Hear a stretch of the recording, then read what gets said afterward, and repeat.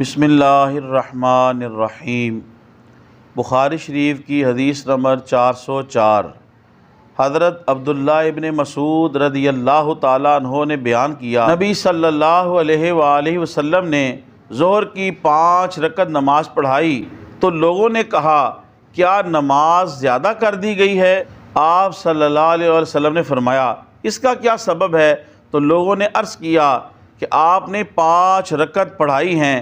آپ صلی اللہ علیہ وسلم نے اپنے پیر قبلے کی طرف موڑے، صحف کے 2 سجدے کیے۔ خواتین و حضرات، اس حدیث پاک کے اندر یہ ہے کہ نبی صلی اللہ علیہ وسلم نے 4 رکعت والی نماز کو 5 رکعت پڑھا دیا۔ لوگوں نے آپ کو بتایا، عرض کیا تو حضور صلی اللہ علیہ وسلم نے اپنے پاؤں کو موڑا اور 2 سجدے کیے، یعنی سجدہ صاف کیا۔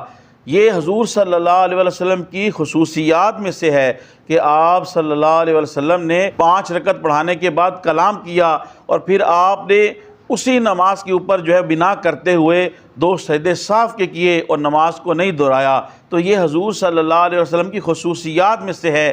امت میں سے کوئی بھی بندہ جب نماز کے دوران گفتگو کرے یا پھر اس کا سینہ قبلے کی طرف سے مڑ جائے پھر جائے تو اس کی نماز ختم ہو جائے گی اور اسے نماز دوبارہ پڑھنی پڑے گی۔ حضور صلی اللہ علیہ وسلم دوران نماز بھول گئے، اس کی تفصیل بخاری شریف کی حدیث نمبر 401 کے اندر میں نے تفصیل کے ساتھ بیان کر دی ہے۔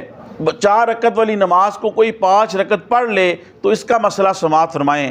اگر کوئی 4 رکعت والی نماز کو 5 رکعت پڑھ لے اس طرح کہ چوتھی رکعت پہ وہ اتحیات بیٹھے اور بھول کے وہ کھڑا ہو جائے اور 5ویں رکعت کا اگر وہ سجدہ نہ کرے تو واپس پلٹ آئے، سجدہ صاف کرے تو نماز اس کی ہو جائے گی۔ لیکن اگر اس نے چوتھی رکعت کے اندر اتحیات بیٹھا اور 5ویں رکعت کے لیے بھول کے کھڑا ہو گیا اور 5ویں کا سجدہ بھی کر دیا، 6ٹھی رکعت ساتھ میں لائے اور آخر میں 2 سجدے کرے صاف کے، اب اس کے 4 فرض ہو جائیں گے اور 2 نفل ہو جائیں گے۔ یہ اس صورت میں ہے کہ جب چوتھی رکعت کے اوپر اتحیات بیٹھا ہو۔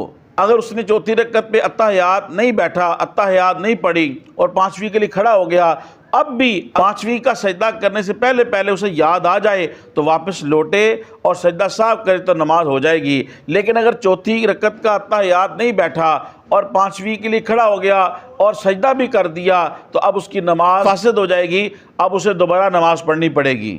محترم خواتین و حضرات، تبلیغ دین کی نیت سے حدیث شریف کے اس درس کو زیادہ سے زیادہ لوگوں تک پہنچانے کے لیے میری اس ویڈیو کو شیئر کریں۔